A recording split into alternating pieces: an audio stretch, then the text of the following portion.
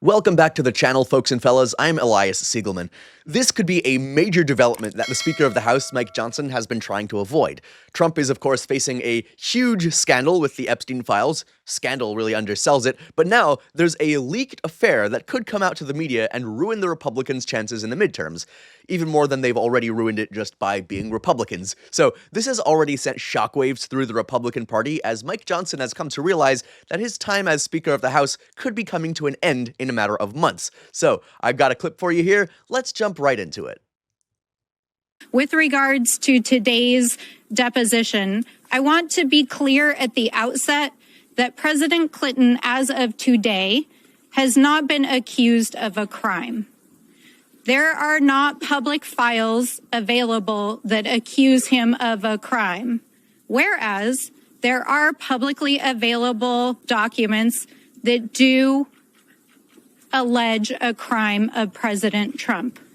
Yeah, so, of course, President Trump is in the Epstein files. It should be the Trump-Epstein files at this point. Over 1 million times. Implicated many, many times over for raping children, killing children, and also some incidents of eating the intestines of children. So, Trump has plenty to account for. He deserves to be behind bars for the rest of his life, if not some more serious consequences. Clinton is also in the files. But in the files, he's not implicated in those same crimes. He's been to the island, he's been on the plane, whatever, I don't know, but like, he has not been implicated in the same horrible acts that Trump has many times over. So, there were recent hearings, of course, closed hearings, because the Republicans don't want any of this getting out, where they're trying to pin all the blame on the Democrats and on the Clintons, even though Trump is the one who is obviously at the center of this whole thing. But they try to make it seem as if, oh, it's the Democrats and the Clintons who are the only ones at fault.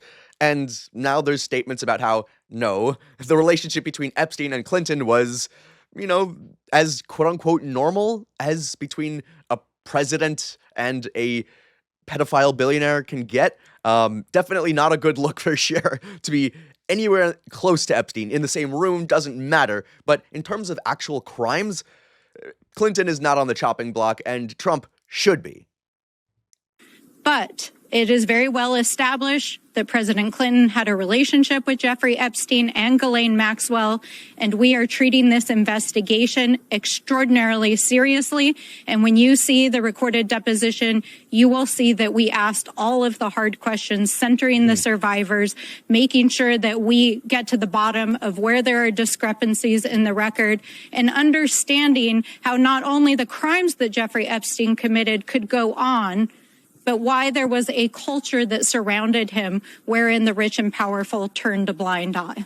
That is basically the main part of this. That's what most of this is about. Because even if Trump or a few other people are, arrested and tried for their crimes, there's still hundreds to thousands of other people implicated in this crime network. And there's no accountability for the majority of these people. I don't see any organized task force at the UN going after hundreds of people in this international cabal of pedophile parasites. I don't see that happening. So even if all these public documents are coming out alleging that Trump and a variety of other world leaders and politicians and powerful people committed these crimes, if there's no international cooperation, let alone the fact that the United States isn't cooperating with itself to pursue justice, I'm afraid that the majority of these criminals who deserve far worse, far, far worse fates than, of course, their survivors and the victims of their crimes did, but I don't know if we're ever really going to see that. But especially with our administration trying to project their blame and to put everything on the Clintons, it's just so obviously just a scheme that they're trying to pull to distract us from them.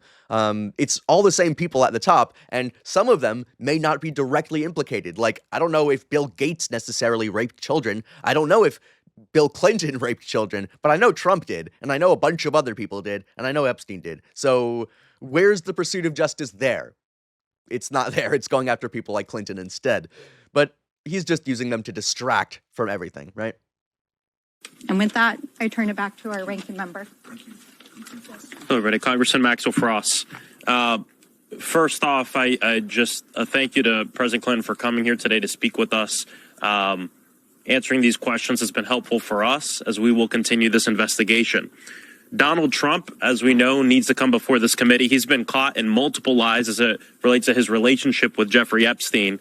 I can tell you I've seen unredacted files myself that directly refute his assertion that he kicked out Jeffrey Epstein out of Mar-a-Lago and the reasoning why he did that. Also, walking out of this, I can tell you we all now have a lot of new questions that we have to raise as it relates to the reasoning on why Donald Trump had a falling out with Jeffrey Epstein in the first place. Falling out. Another thing is that I saw about because he would be implicated. That's why, and because Trump very likely had Epstein killed in prison, so he thought that was gone and done for, and it came back to bite him in his flabby ass.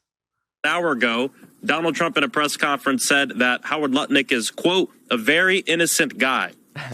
Donald Trump has asserted many times that he knew nothing of Epstein's crimes. If he doesn't know anything about Epstein's crimes, how can he know for sure that Howard Lutnick is, quote, a very innocent guy? Right. It's like, I was on the island so many times, and I only saw Lutnick rape 1 or 2 kids, totally innocent, unlike me.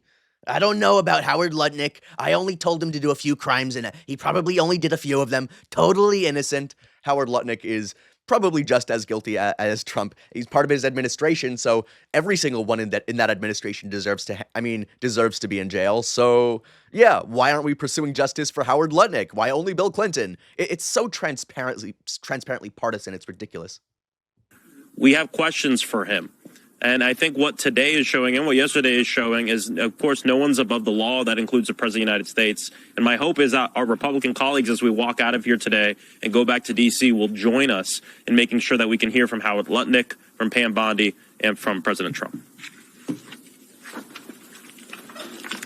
Good afternoon, Congresswoman Yasmin Ansari, representing Arizona's 3rd District. I think today was a historic day for transparency in the United States of America. The fact that we have the former president of the United States, Bill Clinton, under oath, speaking to the Oversight Committee and answering questions in a transparent manner is critical. I look forward to the Republican majority listening to our demands of having the transcripts and the videos unedited of both depositions, today's and yesterday's, released immediately because the American public. Yeah, right. The Trump administration had it behind closed doors because they don't want us knowing what happened. They don't want anything that Clinton talked about having to do with Trump getting out, because of course they knew that they would do that. It's like, oh, Trump is totally guilty, we're totally innocent, essentially stuff like that. But it's under oath. So he forced them to testify. He's not going to force anyone else to testify. He's directly connected. He's in the Epstein files over 1 million times, and they're not. So are we going to bring anyone else behind closed doors to testify? Only literally the Clintons? Yeah, it's so obvious. Deserves to hear and see these answers for themselves. And ultimately, this demonstrates that nobody is above the law. It demonstrates that nobody should be above the law, but it does demonstrate that there are some people that are above the law. Trump has raped children. He has killed children, and he's not already been arrested. He's not being investigated. We have already investigated. We know he's guilty, and he is above the law. It's been proven time and time again. He's broken the law so many times. It's kind of weak at this point. My top concern at this moment is the ongoing White House cover-up. It is deeply concerning that we are seeing a very coordinated machine from the President of the United States continuously repeating that he has been exonerated. He just repeated that today to members of the Republican Party on the Oversight Committee, repeating that lie as well. There are very credible allegations that have been looked into, investigated by the FBI, that the Department of Justice is illegally withholding. Please do not stop asking about this. Why is the DOJ continuing to defy the Epstein Files Transparency Act by refusing to release the full Epstein files, by illegally withholding information, by deleting photos and videos of people like Howard Lutnick?